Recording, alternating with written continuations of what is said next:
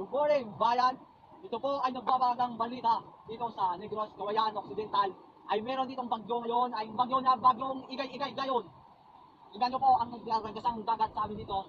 Ito ay lumalaki na ang tubig. Ito, paunti-unti na pasok. Ayan. Yan na, nagbabagang balita. Ito napapatok ng tubig sa kabahayan.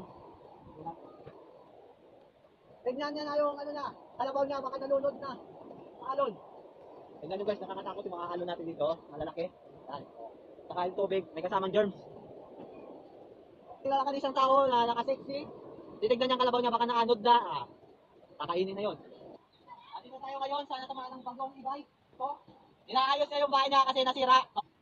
Ito yung nasira natin. Tignan nyo, nabutas-butas yung bahay niya. Kung may awa dyan, magpasikas na kayo. Right, yan yung nasira yung bahay. Nakapalit na lang.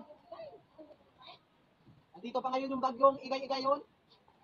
Yan, sinisira niya ang pangalan niya, si Rex Boy. Ang pangalan niya si Lending Girl. Ito ang bahay nila, oo. Kita, bayan. Nandito yung lutuan na pinahid ng bagyong igay-igay yun. Sa bagyong igay-igay yun, matindi yung pinsala ng bagyong igay. Matindi yung pinsala ng bagyong igay, nasira yung lutuan. Kaya wala na silang lutuan, guys. Yan, mga bayan. Guys, ko mga bayan. Parang ka, so yan, gusto ko dito sa Microphone, masal na ako. Tingnan doon, nangyari sa tabang, mabit ang mga pamumulo natin.